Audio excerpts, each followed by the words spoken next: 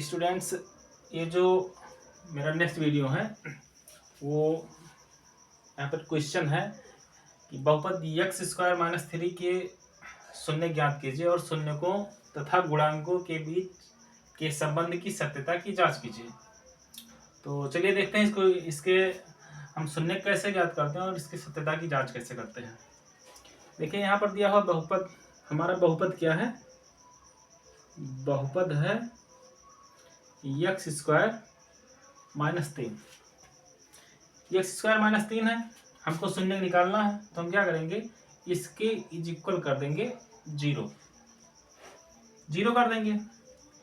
अब इस बहुपद एक्स स्क्वायर माइनस 3 को हम लिख सकते हैं अंडर रूट 3 का स्क्वायर, क्योंकि under root 3 into under root 3, under root 3 into under root 3 is equal under root 9 होगा, जिसका हम वर्गमूल निकालेंगे तो ये हो जाएगा 3।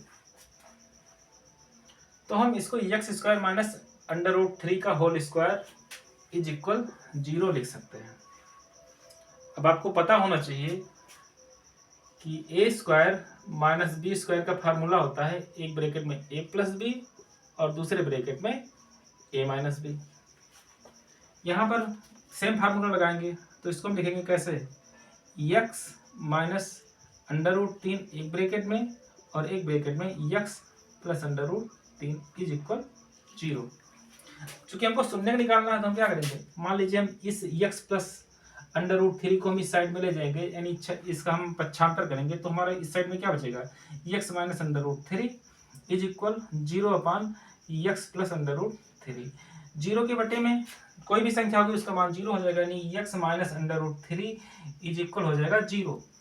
इस अंडर रूट 3 को उस पार ले जाएंगे यानी पक्षांतर करेंगे तो एक्स इक्वल टू हमारा हो जाएगा 0 प्लस अंडर रूट 3, मतलब x is equal under root 3। हमारा एक शून्य तो हमको मिल गया x equal to under root 3, यानी एक्स का मान, यानी एक शून्य तो हमको मिल गया अंडर रूट 3। दूसरा शून्य का अगर हमको निकालना है तो हम इस एक्स माइनस अंडर रूट 3 को हम अगर यदि इस साइड में ले जाते हैं, इसका पक्षांतर करते हैं तो इधर बचेगा क्या हमारा, x plus under root 3 is equal 0 upon x minus under root 3।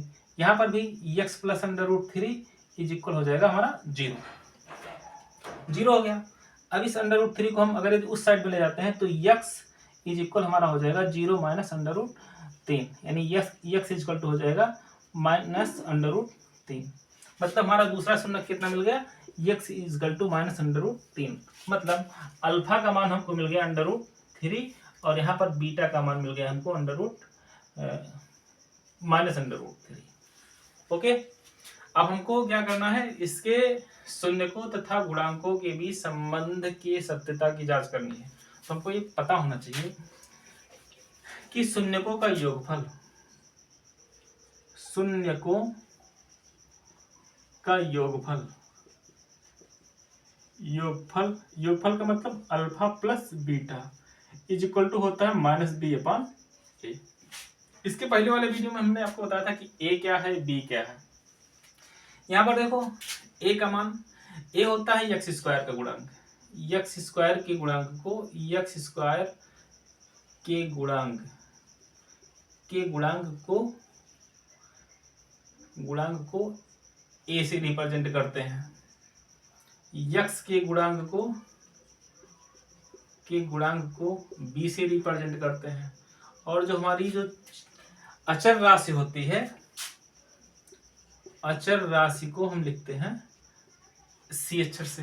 तो शून्यकों का योगफल हमारा कितना है, एक शून्य तो हमारा अंडर रूट 3 और दूसरा शून्य हमारा माइनस अंडर रूट 3। तो यहाँ पर कितना हो जाएगा, alpha equal to under root 3 plus under root 3। B का मान हमारा कितना, एक्स का गुणांक इसमें कोई भी संख्या नहीं है, यानी ए बराबर तो कुछ नहीं है तो 1 मान लेंगे, बी का मान 0 हो जाएगा, सी का मान कितना है 3 है।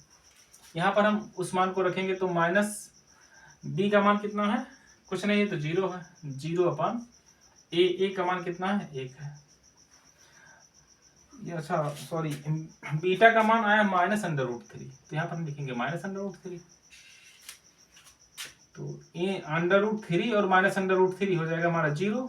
यहाँ पर भी 0/1 है तो ये भी हो जाएगा 0, यानी दोनों साइड में क्या हो जाएगा, बराबर हो जाएगा। अगर इन शून्यकों के योगफल की बात करें तो शून्यकों का योगफल इज इक्वल, यानी शून्यकों का योगफल नहीं, गुणनफल की बात करेंगे तो मतलब alpha into beta is equal to होता है C/A। अल्फा का मान कितना है √3, बीटा का मान कितना है, बीटा का मान है -√3 इज इक्वल, C का मान कितना है, C का मान है 3, A का मान 1।